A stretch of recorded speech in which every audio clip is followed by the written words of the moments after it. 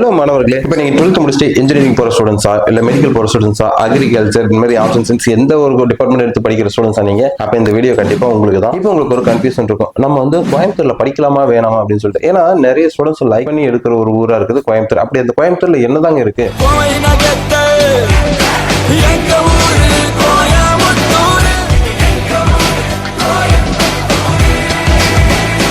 கோயம்புத்தூர் அப்படிங்கிறது வந்து பாத்தீங்கன்னா சவுத் இந்தியாவோட எஜுகேஷனல் ஹப்னு சொல்லுவாங்க. காரணம் இங்க அவ்வளவு ஏகப்பட்ட இன்ஸ்டிடியூஷன்ஸ், காலேஜஸ், தென் டீம்டு யூனிவர்சிட்டிஸ் சொல்லிட்டு நிறைய இருக்கு. அப்படிப்பட்ட இந்த கோயம்புத்தூர்ல இந்த அட்மாஸ்பியர் வந்து பாத்தீங்கன்னா ரொம்ப சூப்பரா ஸ்டூடெண்ட்ஸ் வந்து ஏத்த ஒரு காலநிலையும் இருக்கு. அதிகப்படி அங்க வந்து பாத்தீங்கன்னா சில்னஸ் இருக்கும். ஸோ ஹாட்டுங்கிற ஒரு விஷயமே இங்க கிடையவே கிடையாது. தென் வந்து பாத்தீங்கன்னா கோயம்புத்தூர்ல வந்து உங்களுக்கு ஃபீஸ் கொஞ்சம் கம்ஃபர்டபுளா இருக்கும். அது மெடிக்கலா இருக்கட்டும், தென் வந்து பாத்தீங்கன்னா இன்ஜினியரிங்கா இருக்கட்டும், அதுக்கப்புறம் ஆர்ட்ஸ் அண்ட் சயின்ஸ், அக்ரிகல்ச்சர் எந்த ஒரு கோர்ஸா இருக்கட்டும், ஃபீஸ் வந்து நீங்க சென்னையோட கம்பேர் பண்ற கோயம்புத்தூர் கொஞ்சம் நல்லாவே இருக்கும். தென் வந்து இங்க இன்டர்ன்ஷிப்க்கு ஏகப்பட்ட கம்பெனிஸ் இருக்கு. லைக் வந்து பாத்தீங்கன்னா ஐடி கம்பெனிஸ், ஆட்டோமொபைல் கம்பெனிஸ் சொல்லிட்டு ஏகப்பட்ட கம்பெனிஸ் கோயம்புத்தூர் இருக்கும். ஸோ இதனால தான் வந்து பாத்தீங்கன்னா ஸ்டூடெண்ட்ஸ் நிறைய பேர் லைக் பண்ணி விரும்பி கோயம்புத்தூர்ல இருந்து படிக்கணும் அப்படின்னு சொல்லிட்டு நினைக்கிறாங்க. ஸோ எங்க படிக்கணும் கன்ஃபியூஸ் இருக்கிற உங்களோட ஃப்ரெண்ட்ஸ்க்கு இந்த வீடியோ ஷேர் பண்ணுங்க. தேங்க்ஸ் ஃபார் வாட்சிங் ஸ்டூடெண்ட்ஸ்.